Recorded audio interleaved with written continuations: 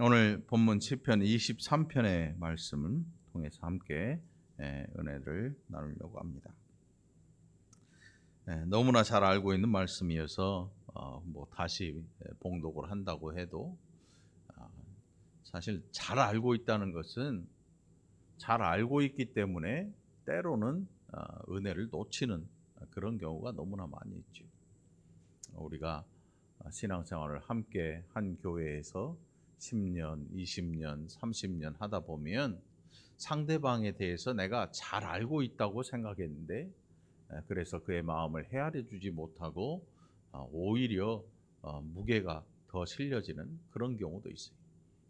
우리가 성경을 잘 아는 게 아니고 성경을 보면 하나님을 이해하게 되고 하나님의 뜻을 알게 되는 그런 일들이 있어야 될 것입니다.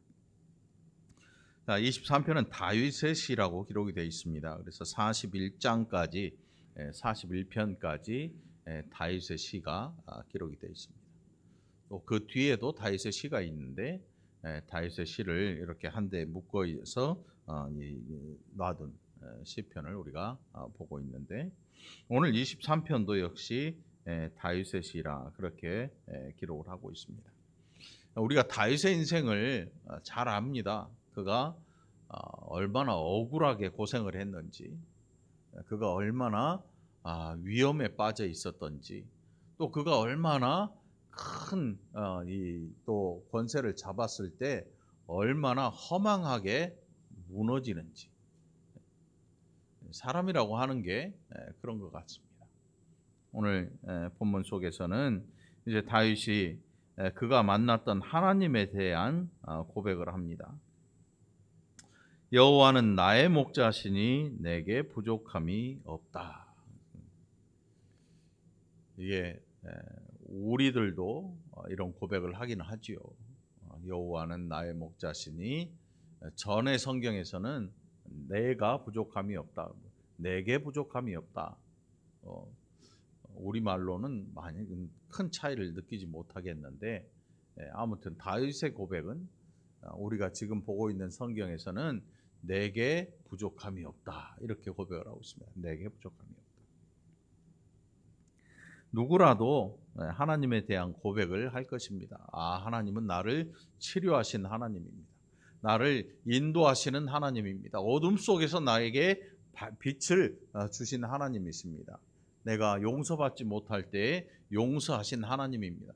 모든 사람마다 하나님을 처음 만날 때 하나님이 그에게 다가오신 그 일에 대하여서 각자 기억하고 그것에 대해서 하나님에 대한 고백을 할 것입니다.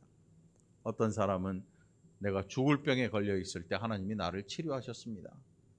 하나님은 치료하시는 하나님이십니다. 이런 고백이 있기도 할 것이고, 그런데 오늘 다윗의 고백에서는 뭐라고 하냐면 나의 목자이십니다. 그래, 목자. 왜 다윗이 목자라는 표현을 썼는가 하면 그가 목자였기 때문에. 그는 어린 시절에 실제로 목자였습니다. 아버지의 양을 맡아서 저 들판으로 광야로 끌고 나가서 아버지의 양을 먹이고 한 마리라도 잃어버리지 않고 아버지에게로 다시 가지고 가는 것. 그게 목자의 하는 일이었거든요. 양이 새끼를 낳으면 그 새끼도 건강하게 자라나게 하고 그것을 책임지고 양육하는 것이 목자가 하는 일이었던 거지요. 얼핏 보면 저 양이 저렇게 많은데 한 마리쯤 없어진다고 어떻게 알까? 천만의 말씀이. 목자는 그걸 다 안다 그래요. 목자는. 맞다고 전화가 오네. 목자. 네, 맞습니다. 확인하려고 전화가 오는 것 같아요. 아무튼 그래서 다윗이 지팡이를 하나 들고 집에서 떠나서 목자가 출퇴근하는 게 아닙니다. 여기서 집 한 몇 킬로쯤 가서 다시 그날 저녁에 돌아오는 이런 게 아니고 멀리 떠나 있는 곳마다 양 우리가 하나씩 지어져 있어요.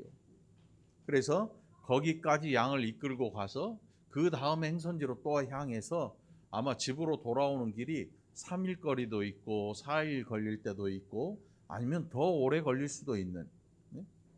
그래서 목자가 마련해 둔 양들의 우리가 있는 곳으로 양들을 이끌어 가는데, 그 과정에 어떤 과정이 있는가 하면 양이 먹어야 되잖아요. 내 양이라 그래서 그냥 내가 가고 싶은 길로 질질 끌고 가는 게 아니에요.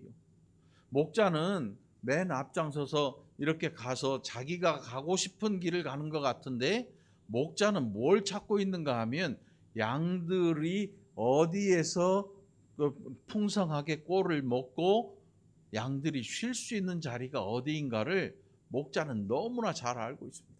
멀리까지 가서도 야, 그때 여기에 왔더니 풀이 정말 많고 양들이 편히 쉴 수 있었고 마음껏 풀을 뜯고 쉴 수 있게 되었지. 그런 내용들을 다 목자는 알고 있습니다. 내 마음대로 가는 것 같고 목자 마음대로 이끌고 가는 것 같지만, 실상 목자는 양들을 생각하고 양들이 거할 수 있는 곳으로 끌고 가는 것입니다. 여러분, 양들의 입장에서 한번 생각을 해보세요. 목자가 지팡이를 들고 갑니다. 양 우두머리가 따라오고, 때로는 목자가 뒤에 있기도 하고 때로는 앞장서기도 하고, 이런 일들이 반복되면서 양 우두머리가 계속 쳐다보고 목자를 쳐다보고 가겠지요. 목자가 뒤에 있으면 요 앞길로 쭉 가고, 그러는 와중에 때로는 큰 바위, 돌산 이런 게 나와요. 그리고 골짜기도 나오고, 굉장히 드문 거지요. 광야에서 골짜기를 만난다는 거. 그런 골짜기도 지나갑니다. 그런데 목자가 자기 편하려고 지름길을 찾아서 이 골짜기로 지나가는 게 아니고, 그 골짜기를 통과하면 거기에 드넓은 평원이 풀밭이 준비되어 있습니다. 목자는 그걸 알고 있습니다. 그래서 그 길로 향하는 것입니다. 오늘 다윗이 뭐라고 고백하는가? 여호와는 나의 목자시니 내게 부족함이 없습니다. 내게 부족함이 없습니다.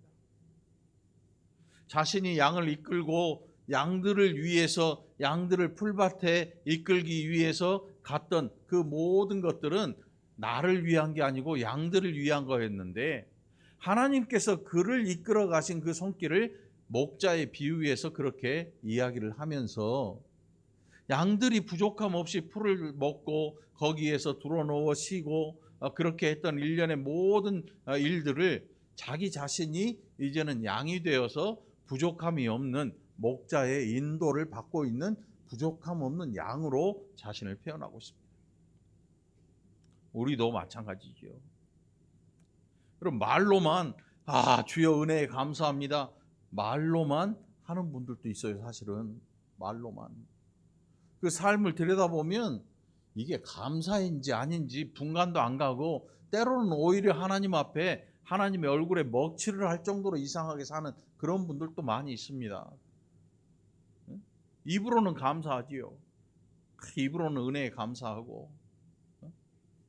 그게 무슨 뜻이냐면 신앙이 두 개로 쪼개지는 거예요. 쪼개지는 거예요. 교회와 세상 사이에 큰 구렁이 있는 것처럼 여기고 사는 거지요.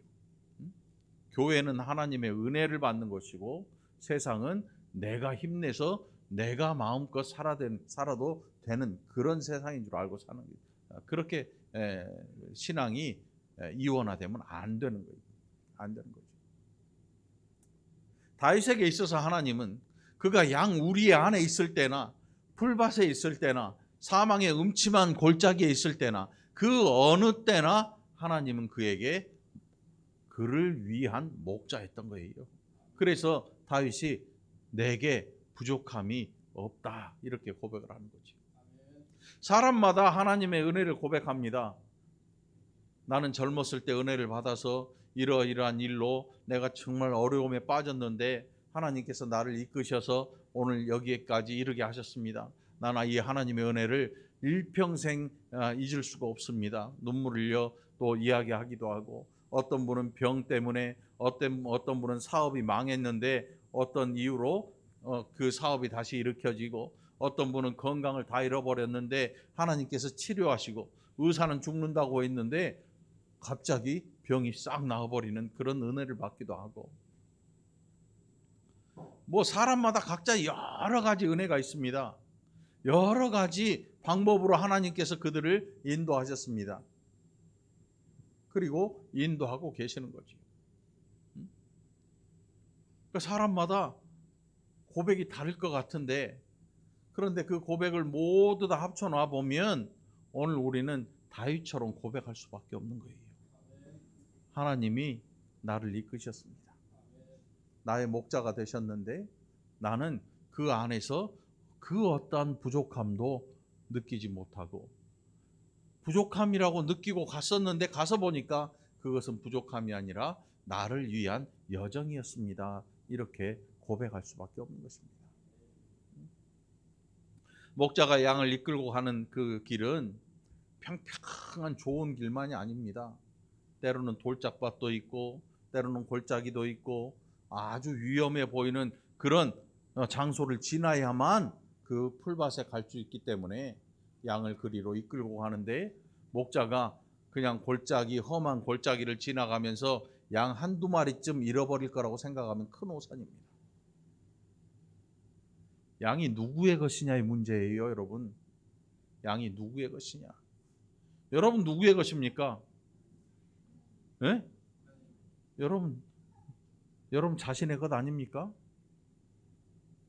여러분 자신의 것 아니에요? 대답하면 안 되지. 이럴 때 네 그러면 안 돼. 여러분은, 저도 여러분도 누구의 것이냐면 목자 되신 하나님의 것입니다. 하나님의 것이기 때문에 우리로 이 공동체 안으로 하나님이 불러 들으시고 여기서 먹이시고 입히시고 우리에게 은혜를 주시고 이것으로 살게 하시는 것입니다. 목자는 그래서 울퉁불퉁하면 오히려 목자가 불편하지요. 골짜기로 가면 오히려 목자가 위험합니다. 그럼에도 불구하고 목자의 눈에서는 양 한 마리도 놓치지 않습니다. 왜냐하면 그것은 아버지의 것이기 때문에. 다윗의 아버지의 것. 그래서 옛날에 아들들이 중요했습니다. 요즘은 아들들이 그렇게 중요한 것 같지는 않아요. 여기 아들들이 꽤 있는데 아들들의 역할이 그렇게 큰 것 같지는 않아요. 세월이 이제 많이 지나가면서 딸들의 역할이 점점 커지고 있는 것 같아요. 딸들이 아들들의 역할을 대신 해 나가고 있는 것 같아요. 그렇다고 해서 뭐 아들이 좋으냐 이제 딸이 좋아졌다 그런 뜻이 아니고, 아들이건 딸이건 그게 중요한 게 아니고 그들의 해야 될 일들을 누가 하느냐 그 정도지요. 아무튼 지금 다윗에게 맡겨진 이 양들은 누구의 양이냐면 아버지의 양들입니다. 자기 것이 아니에요. 새끼를 낳아도 아버지의 것입니다. 아버지의 것. 그래서 다윗은 단 한 마리라도 잃어버리지 아니하는 것이 정말로 중요한 일이었던 거예요. 함부로 하지 않는 거예요. 남의 거니까 뭐 함부로 하냐 그런 게 아니거든요. 아버지의 것이기 때문에 소중하고 그의 눈에서 결코 떠날 수 없는, 한 마리도 놓칠 수 없는 그런 존재들이라는 거죠. 예수님께서 우리를 양떼를 이끌듯이 이끌어 가셔요. 그래서 성경에 보면, 복음서에 보면 양들이 양 100마리 중에 한 마리를 잃어버렸는데 그 목자가 양 99마리를 놔두고 양 한 마리를 찾아 나서는 그런 말씀도 있지요. 그래서 결국 찾아서 양을 어깨에 메고 즐거운 마음으로 양 99마리를 놔둔 그 자리로 목자가 다시 돌아와요. 99마리가 좋습니까? 한 마리가 좋습니까? 네? 사실은 그 가치는 99배의 가치가 있는 양 99마리가 사실은 더 가치가 있는 건데, 오히려 이 99마리를 놔두고 한 마리 양을 찾아서 떠나가는 목자의 마음을 우리는 좀 헤아려 볼 필요가 있는 것입니다. 예수님께서 뭐라고 하셨는가 하면, 나는 건강한 자를 위해서 온 게 아니고 병든 자를 위해서 왔다. 건강한 자에게는 의원이 쓸데없고 병든 자에게라야 의원이 쓸데있다. 이렇게 말씀하셨어요. 건강한 99마리, 길 잃지 않고 그들이 함께 있는 99마리는 여기에 두고 한 마리 양을 찾아 떠나는 목자의 마음을 우리가 읽어볼 필요가 있는 것이지요. 아니, 하나님 왜 나는 그런 은혜가 없을까요? 왜 저 인간에게만 그런 은혜를 주시나요? 우리의 마음속에는요, 이런 마음들이 늘 존재합니다. 시기하고 샘내고 질투하는 이런 것들이요, 우리의 마음속에 늘 존재합니다. 늘 존재해요. 그게 우리의 한계예요. 누가 아침에 화장을 나보다 이쁘게 하고 온 것만 해도 성질이 나요.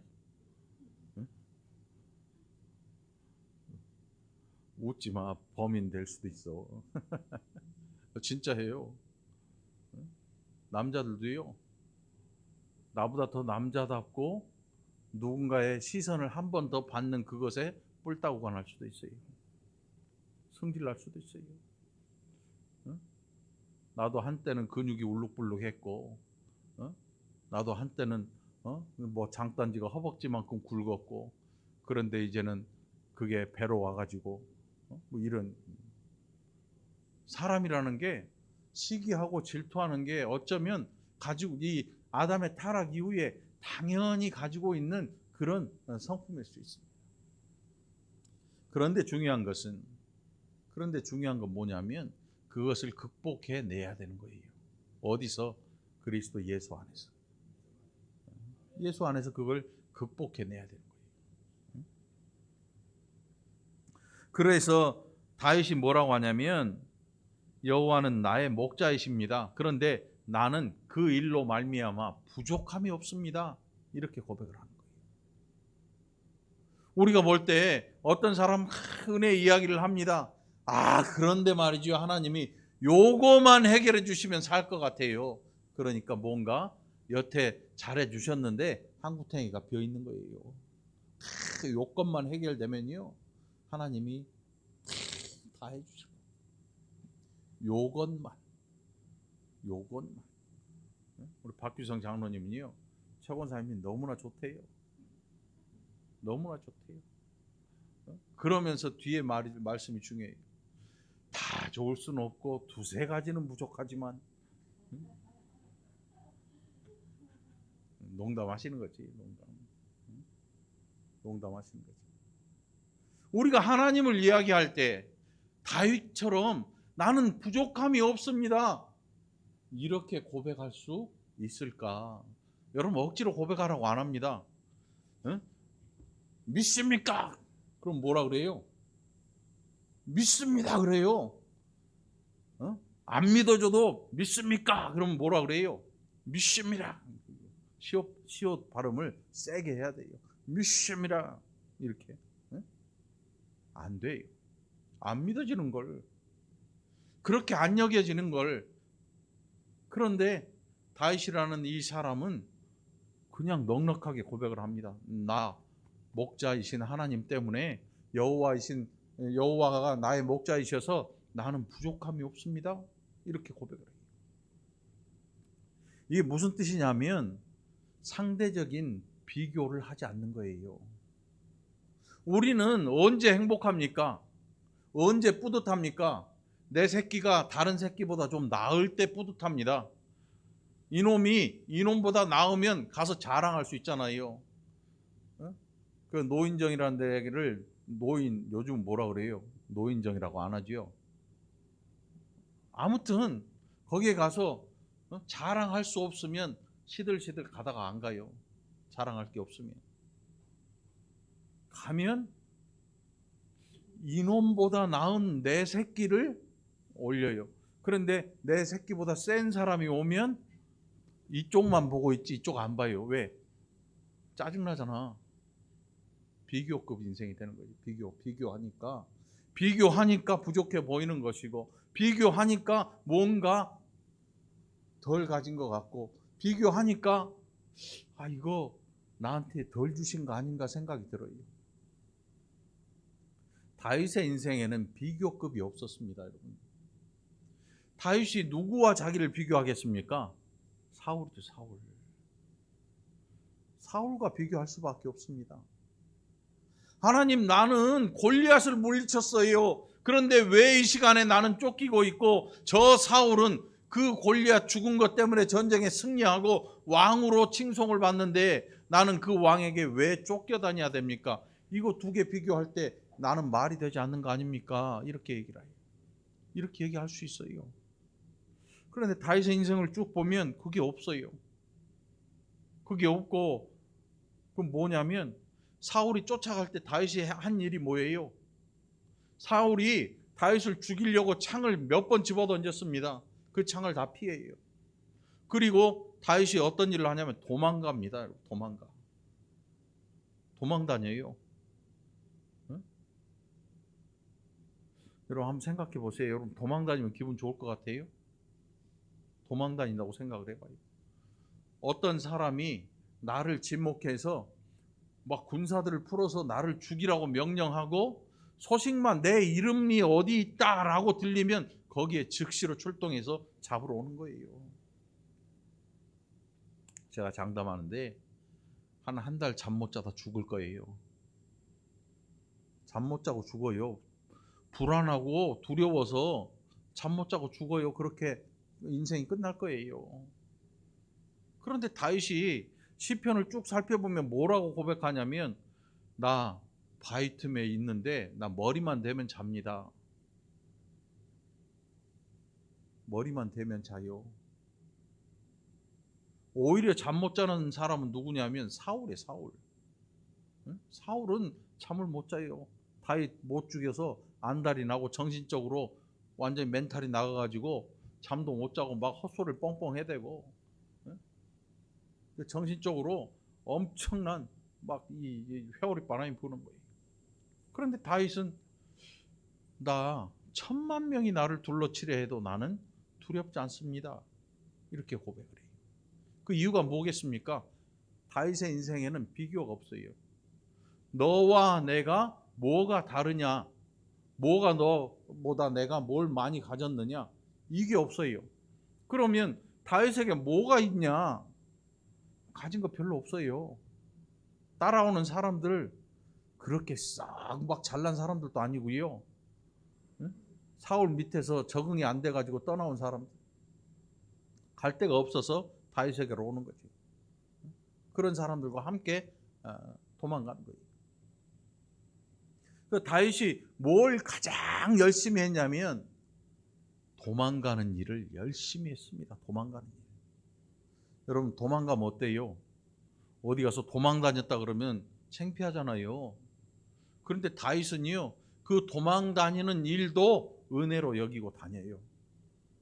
잘 도망갔습니다. 열심히 도망갑니다. 지금 내가 할 일은 사울에게서 도망가는 일이 최고라고 생각한 것입니다. 그래서 사울을 죽일 기회가 몇 번 찾아왔는데 안 죽여요. 왜요? 내가 할 일은 사울을 심판하는 게 아니고 하나님이 되어서 사울을 심판하는 일이 아니고 도망자가 되어서 열심히 도망가는 것이다. 다윗에게 있어서 도망가는 일은 부끄러운 일도 아니고 오히려 저 하나님, 나를 이끄시는 하나님, 목자가 되시는 하나님이 그를 인도하시는 그 길을 따라서 열심히 도망가는 일이 다윗에게 할 일이었던 거지요. 도망간다고 부끄러워할 필요 없습니다, 여러분.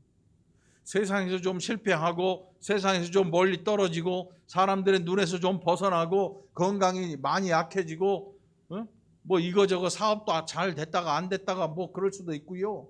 뭐 세상살이는 뭐 수많은 이야기가 많이 있습니다. 수많은 이야기들이 숱하게 존재합니다. 어떤 사람은 막 수천억을 벌기도 해요. 그런데 어떤 사람은 수천억을 잃어버린 사람도 있습니다. 그 돈이 그 돈인가? 아니겠죠, 설마. 어떤 사람은 죽음에서 거의 죽음의 문턱까지 갔다가 살아온 사람도 있습니다. 지금 지구 저 반대편에 거기에서 그런 일들이 벌어지고 있지요. 아파트 무너진 더미 밑에서 아이가 살아서 나오고, 그런데 어떤 사람은 어이없는 일로 죽어버리기도 하고. 우리가 1년에 이런 일들 막 하면서 비교하고 살지 말라는 거죠. 다윗의 행복은 어디서 왔냐면 하나님에게서 왔다, 이렇게 간단히 얘기할 수도 있겠지만 더 정확히 이야기하면 다윗의 행복은 어디서 왔느냐, 다윗의 만족은 어디서 왔느냐, 비교하지 않았기 때문에 오는 거예요. 내 인생이 다른 사람과 이렇게 비교하는 그런 인생이 아니라 하나님이 나의 목자가 되시니까 나는 내가 갈 그 길을 간다. 여호와의 양으로 나는 여호와가 이끄시는 길로 가고 있는 나. 여러분들 각자의 고백이 있기를 바랍니다. 그래서 이 각자의 고백이 없으니까 힘들고 어려운 거예요. 각자의 고백이 없다는 건 무슨 뜻이냐면 끊임없이 비교를 하는 거예요. 비교를 해요. 끊임없이 비교를 하는 거예요. 너보다 내가 뭐가 나은지, 너는 나보다 뭐가 부족한지, 이런 것들을 끊임없이 비교하니까 여호와가 나의 목자라고 고백은 하는데 만족함이 없어요.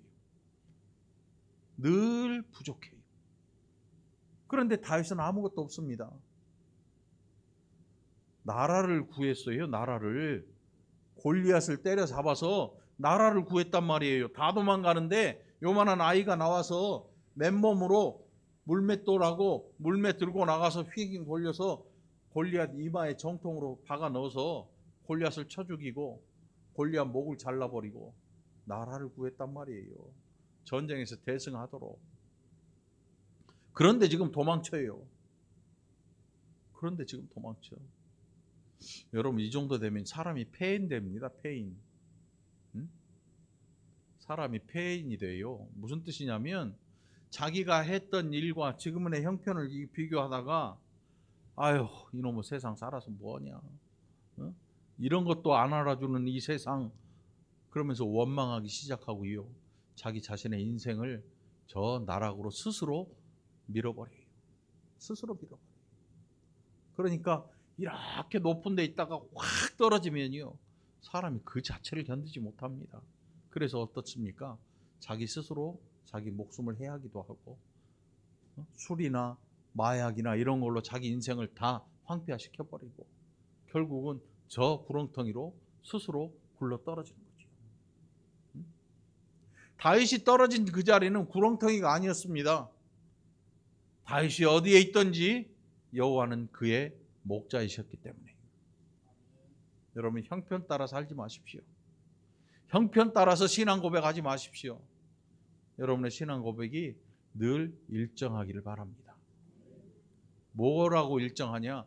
여호와는 나의 목자이십니다. 내가 골짜기에 있든지 산꼭대기에 있든지 평지에 있든지 바다 위에 있든지 아니면 눈밭에 있든지 들판에 있든지 푸른 초장에 있든지 하나님은 나의 목자이십니다. 이게 정상적인 그리스도인들의 고백이 되어야 할 것입니다. 내 영혼을 소생시키시고 자기 이름을 위하여 의의 길로 인도하신다. 여기에 특이한 단어가 있지요. 소생하신다. 소생시키신다.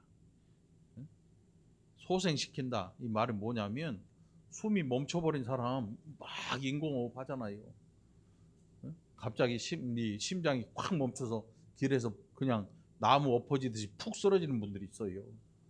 옆에 있던 사람이 막 하고 심장 그 충격기 갖고 와서 했더니 아무 일 없다는 듯이 그냥 옷 털고 일어나서 뚫레뚫레하고 정신 차리고 집으로 가요. 병원도 안 가. 이게 소생하는 거예요. 소생. 그래서 다윗이 내 영혼을 소생시키신다. 우리가 생각하는 하나님의 은혜는 뭐냐면 승승장구하는 거예요. 모든 것들이 나를 그냥 무너뜨리지 못하고 내가 그들을 무너뜨리고 나아가는 거죠. 우리 연약한 인생에 대해서 잘 알지 못하는 사람들이 잘 알지 못합니다.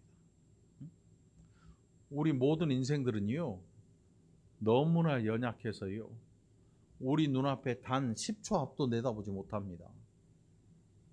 교통사고나 혹은 정말 어떤 큰 안 좋은 일들이 코앞에 있는데도 몰라요. 진짜 모릅니다. 우리 인생은 이렇게 살아요. 그런데 마치 다 아는 것처럼 살아요. 다 아는 것처럼. 그런데 다윗은 뭐라고 하냐면 하나님이 내 영혼을 소생시키십니다. 이 뜻은 뭐냐면 나는 연약한 인생이기 때문에 푸른 초장에서 살다가 갑자기 위태한 일을 만날 수도 있습니다. 자기 연약한 인생을 잘 알고 있다는 거예요. 우리 인생들을 잘 이해하고 있다는 증거입니다. 여러분 청년 때 건강할 때는요. 자기가 연약해질 거라고 생각하는 사람이 한 명도 없습니다. 단 한 명도 없어요. 어느 날 갑자기 죽음의 그림자가 자기 위에 덮쳐올 거라는 생각을 단 한 번도 안 합니다. 세상 일이 그래요. 내가 건강하고 내가 힘 있고 그럴 때는요. 세상에 무서운 게 없습니다. 무서운 게 없어요. 그래서 그런 사람들의 입에서는 내 영혼을 소생시킨다는 말이 아예 안 나와요. 소생시킬 일을 아예 안 당한다고 생각하거든요. 여러분 예수 안에 있는 거, 예수 그리스도를 믿는 이 일은요. 어떤 일이냐면 우리가 막 기도해가지고 막 으쌰으쌰 해가지고 주여 주시옵소서 이루어 주옵소서 막 부응하고 막 승승장구하는 이런 기도를 통해서 하나님이 응답하시고 그걸 바라보고 박수치고 간증을 듣고 막 하는 그런 게 아니에요. 예수를 믿으면 믿을수록 반대로 누구를 보게 되냐면 자신을 보게 돼요. 자신을 뭘 봅니까? 와, 이런 인생, 이런 연약한 인생, 이런 죄악된 인생 바라볼 수밖에 없어요. 그걸 안 보니까 승승장구만 하는 줄 알고 살아요. 예수를 잘 믿게 되면 여러분 가장 눈에 띄는 게 누구냐면 나예요. 나. 여러분 자신. 그걸 보지 못하면 엉뚱한 길로 내달아가는 것입니다. 그런 면에서 다윗은 내 영혼을 소생시킨다. 하나님께서 나는 지금 푸른 초장 2절에 보니까 금방 푸른 초장에 누워있다 왔어요. 부족함도 없어요. 그렇게 고백했어요. 부족함이 없는데 영혼을 소생시킨단 말이 앞뒤가 안 맞잖아요. 이유가 뭘까요? 다윗은 우리 인생의 연약함을 너무나 잘 알고 있습니다. 그래서 고백할 수 있는 거죠. 하나님, 지금 하나님이 나를 소생시키십니다. 나는 연약한 인생이기에 푸른 초장에 있을 수도 있고요. 저 골짜기에 빠져서 그냥 까딱까딱 할 수도 있는데 하나님이 책임지시고 소생시키십니다. 부끄러운 일이 아니에요. 부끄러운 일이 아니에요. 내가 사망의 음침한 골짜기로 다닐지라도 해를 두려워하지 않을 것은 주께서 나와 함께 하심이라. 주의 지팡이와 막대기가 나를 안위하시나이다. 여러분 이 4절 말씀을 읽고 오해하면 안 돼요. 이거 뭘로 어떻게 오해하냐면 믿음 가지고 으쌰으쌰 지금 막 죽게 생겼는데 암 막 다 번져 있고 사업 다 망해 있고 자식들 다 집안이 풍비박산 나고 난리를 했는데 그래도 믿음 하나 가지고 될 거라고 천만에 말씀. 다윗의 의도는 그런 의도가 아닌 것 같아요. 그러면 이 사망의 음침한 골짜기 여러분 어때요? 두렵고 떨리고 두 다리가 후들거린 자리예요. 강도떼가 숨어 있고요. 산 짐승 온갖 짐승들이 우글거리고 언제 나를 집어 삼켜버릴지 모르는 죽음의 그늘이 코앞에 와 있는데 거기서 막 으쌰으쌰 쥐야 보호하옵소서 이런 의미가 아니에요. 이런 의미가 아니에요. 쳐다보면 오싹오싹해요. 두려워요. 두려운 마음도 들어요. 세상 보면 만만치 않잖아요, 여러분. 만만치 않아요, 세상. 어떤 분들은 예수 믿고 막 해나간다고 하는데 세상이 그렇게 호락호락하지 않습니다. 세상에는 실제로요 사망의 음침한 골짜기보다 더 무서운 골짜기도 많아요. 우리나라 옛날 속담에, 그리 옛날도 아니지요, 눈 감으면 뭐예요? 네? 눈 감으면 코베간 게 어디냐면 서울이에요, 서울. 집에다가 부모님 전상서, 불효자는 서울로 떠납니다. 돈 많이 벌어가지고 금이 환영하겠습니다. 꿈을 안고 올라갔는데 1970년대 60년대 말 꿈을 안고 왔단다, 내가 왔단다 했는데 나중에 저 사람 없는 곳에 잡혀가. 꿈하고는 정반대로 가. 별일이 다 생기지요. 얼마나 무섭겠어요. 요즘도 우리나라는 어떤지 모르겠지만 사람들이 없어지면 장기 적출을 해가지고 팔아먹는 사람들. 이 세상에는요, 사망의 음침한 골짜기보다 더 무시무시하고 더 으시시한 그런 길들이 수도 없이 많아요. 멀쩡한데 갑자기 사람을 죽여요. 응? 나하고 아무 해당이 없나요? 천만의 말씀이에요. 사망의 음침한 골짜기라고 하는 것은 다윗만 거기에 있는 게 아니고 우리 모두도 그 골짜기에 존재하고 있거든요. 그리고 소름이 오싹오싹 끼치고 막 머리털이 쭈뼛 서고 눈물도 팡팡 나고 너무 두려워서 이가 덜덜 떨리기도 하고 다리가 후들거리기도 하고, 그런 사망의 음침한 골짜기 다윗도 마찬가지예요. 두려움이 왜 없겠습니까? 그런데 그 두려움 속에서 다윗이 뭐라고 하냐면 그 해를 두려워하지 않습니다. 그러니까 해를 안 입기 때문에 두려워하지 않는 게 아니고 해를 입을지언정 두려워하지 않습니다. 저는 다윗이 이 고백이 해를 두려워하지 않는다는 것은 티끌도 털끝 하나 다치지 않고 뭐 이런 뜻이 아니라 나 죽어도 두려워하지 않습니다, 이런 고백으로 들려요. 여러분들은 어떤 고백일지 모르겠지만 저는 적어도 다윗이 그렇게 고백했다고 생각을 합니다. 성경의 고백 중에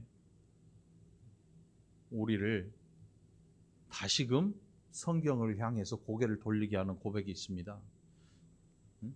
다니엘과 세 친구들, 그들이 불구덩이에 확 집어 던져졌어요.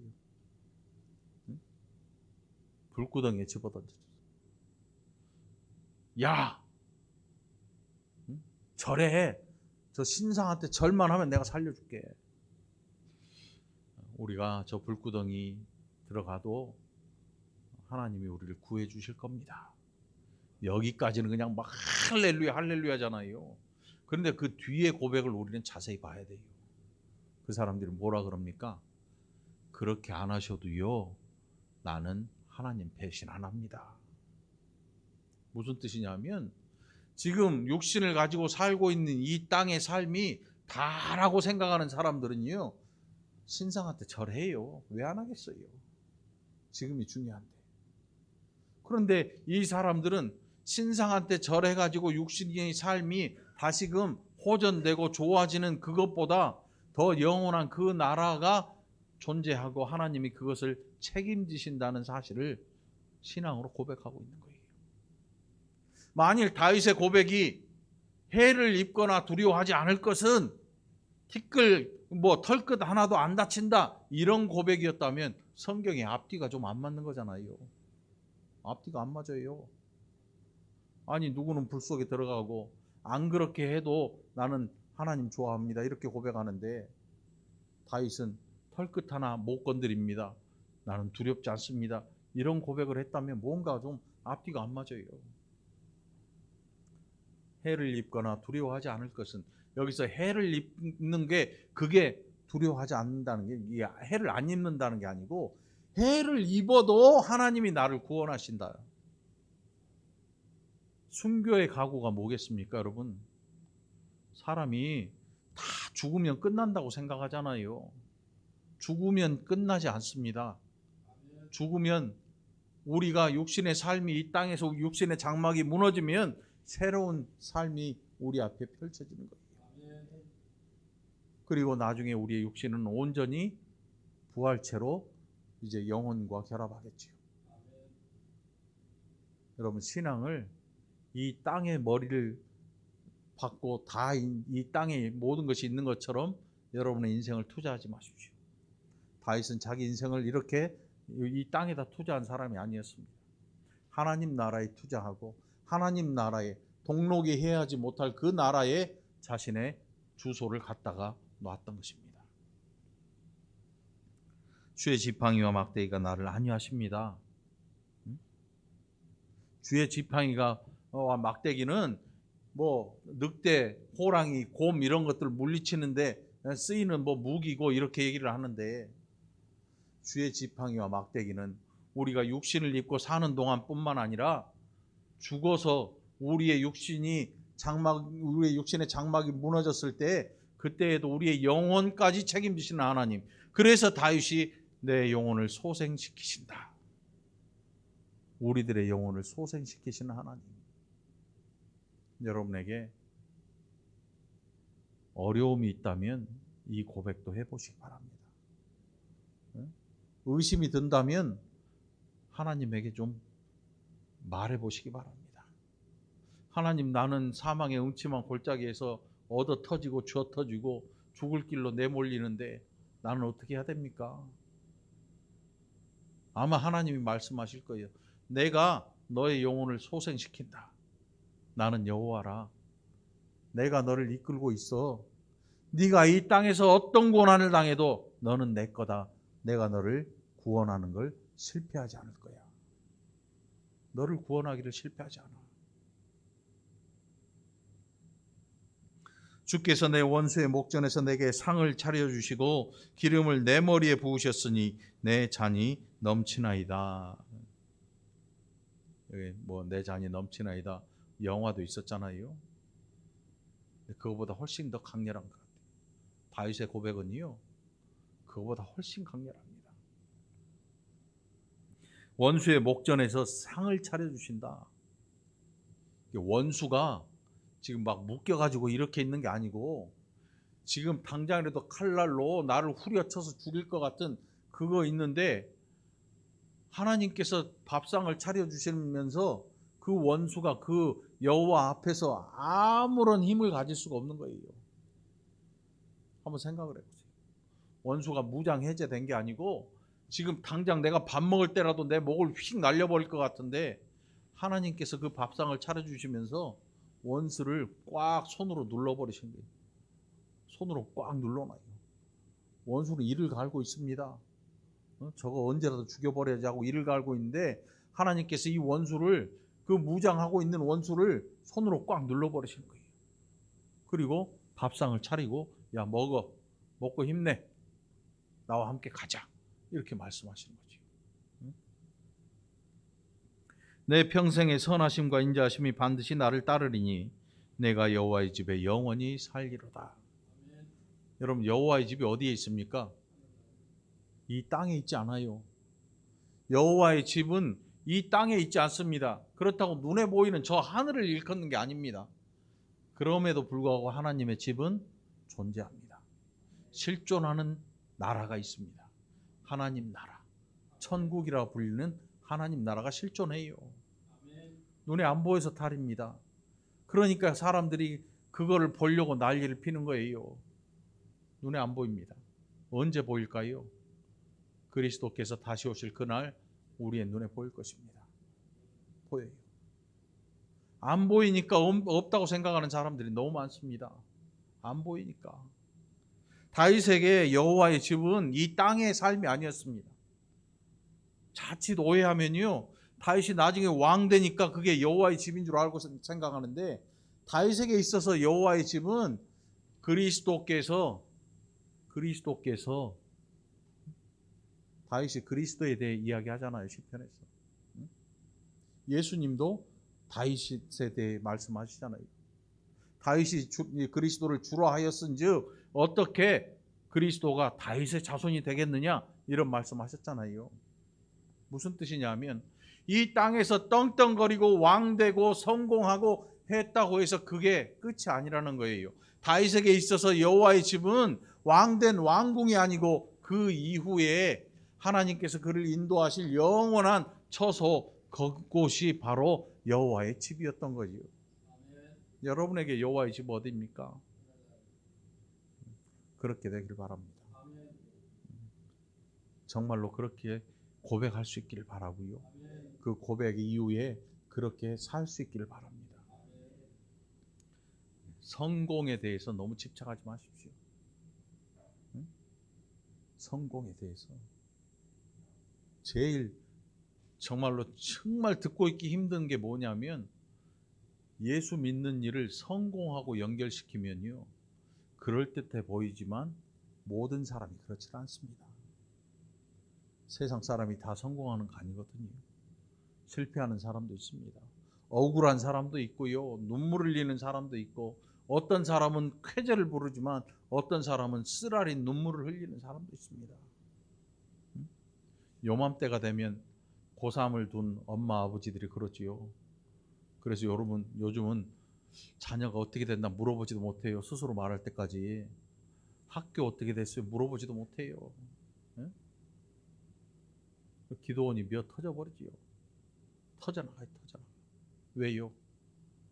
막 뭔가 하고 싶거든. 그게 끝이 아니에요. 자식이 대학 가고 인생 끝나는 거 아니에요. 시작도 아니고 끝도 아니에요. 앞으로 정말 많은 날들이 남아있고 수많은 고난들이 남아있어요. 그거를 이길 수 있는 방법, 그거를 헤쳐나갈 수 있는 것이 무엇인지를 알려주어야 그게 부모로서의 할 일을 마땅히 하고 있는 거지요. 응? 여러분들 오늘 시편 23편의 말씀을 다시 한번 묵상해 보시기를 간절히 축원합니다. 기도합시다. 하나님 감사합니다. 우리의 마음속에 세상에서 잘되고 부족함 없는 것, 그것이 하나님의 은혜를 많이 받고 사는 것으로 또 오해하였다면 어리석은 우리의 심령들 아버지 하나님 고쳐주시고 이제는 눈에 보이지 아니하는 그 나라를 우리의 심령에 가지게 인도하여 주옵소서. 그래서 하나님 앞에 날마다 다윗처럼 고백할 수 있게 인도하여 주옵소서. 감사드렸고 예수님 이름으로 간절히 기도합나이다. 아멘.